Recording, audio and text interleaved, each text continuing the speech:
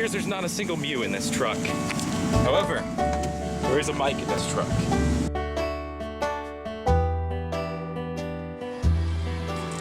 Alright, so Mike and I just got ice cream, Oreo and cookie dough. I got a chocolate shake. We're at this place with an Empoleon as the mascot, Eskimos. And right now waiting for Cole, Elock, aka the Typhlosion, to get here. We're gonna talk about the global showdown and have a battle.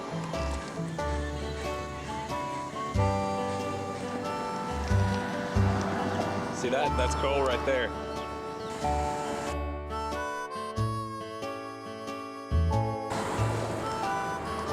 What is up? Sorry it took so long. It's okay. No, I'm staying at my dad's this weekend, and I had to come across the bridge, and it's like a zombie apocalypse. Everyone wants to leave. So, are you ready for the global showdown? Yeah. I'm not sure if my team's gonna be very good though. Wait, look at that Typhlosion DS. Show it all.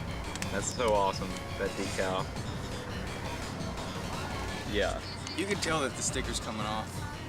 I'm gonna when it finally comes off, I'm gonna put the Gyarados one on. Alright, so right now, in preparation for the global showdown, Cole and I are about to have a Pokemon battle 3-on-3 with our special teams.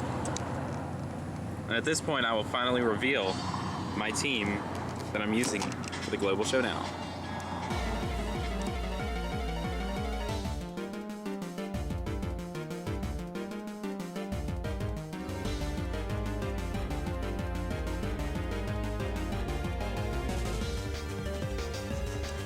Alright, here's the final team. The three Pokemon were Amistar, Palkia, and Marowak. Good job to Team Opium, Sean, and Bradley for guessing correctly. And now we have our practice match. We had to do it over infrared, and we had to do it with a team of 6 Pokemon. And I did not know that the battle box, whenever you did it over infrared, was automatically ordered. So I really didn't mean to start with Amistar, and you'll see why later. So I start out immediately switching into Tyranitar, knowing I could probably take an ice attack from Arceus. Sandstream kicks up, which is a great helpful thing later in the game. It actually ends up using Earthquake first turn. But I managed to outspeed it with Superpower because this is a Scarfed Tyranitar. It doesn't completely take it out, unfortunately. It uses Judgment, and it doesn't do that much damage. Then it uses Extreme Speed, and believe it or not, I completely survived that. But barely, and I take out the Arceus that turn.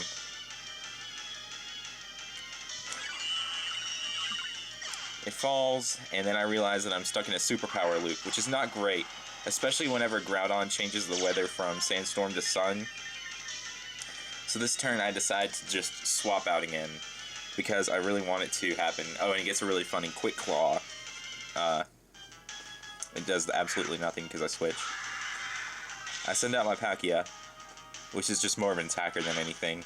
Doesn't really have any niche rolls on my team like most of the other Pokemon. But it does decent damage with Surf.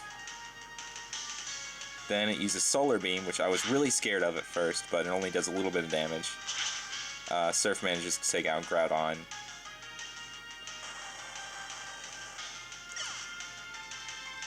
Then he sends out his own Palkia.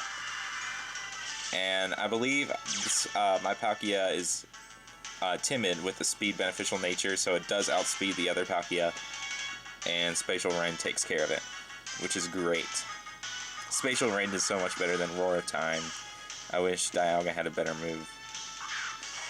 Then he sends out his attack form Deoxys, which I also have on my team, and it takes out my Palkia first turn with Psycho Boost.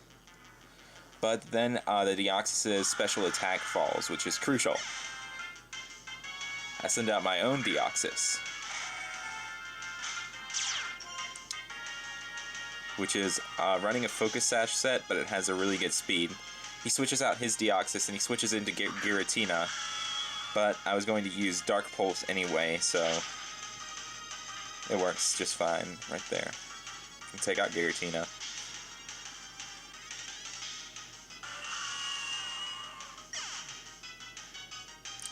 Then he sends out White Kyurem, which is probably the scariest Pokemon on his team. I try and use Ice Beam on it, and it barely does anything. I really should have gone for the Psycho Boost. I survive thanks to the Focus Sash. Then I try and use Trick Room the next turn, but it takes me out with Dragon Pulse.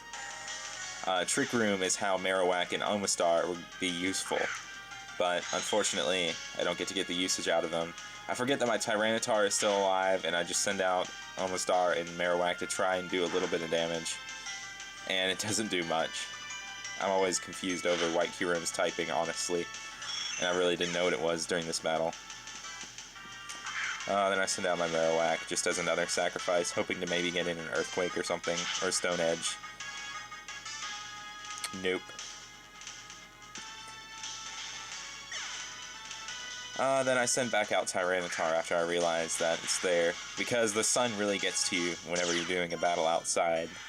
I can barely see the screen at all.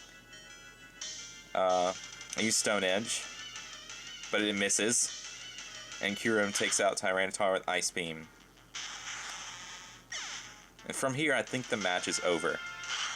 But I send out my Garchomp with the now banned in competitive battling ability, Sand Veil, and holding Bright Powder. So any move has a 40% chance of missing that thing. I managed to outspeed the White Kyurem and take it out with Stone Edge as well, which is nice. And he sends back out his attack form Deoxys, which is at full power right now. It uses Psycho Boost, and it misses completely. I use Shadow Claw, and it hangs on with its Focus Sash. But the Sandstorm is still in effect, meaning that Deoxys goes down. Really great battle with Cole. I think we'll both do pretty well in the Global Showdown, and I can't wait to battle your team. That was a good match. Because of that stupid Sandstorm. Probably gotta go in a second. Yeah. But that was a good battle, dude. Are you ready for the tournament? Oh yeah. Wait, so you saved that battle view?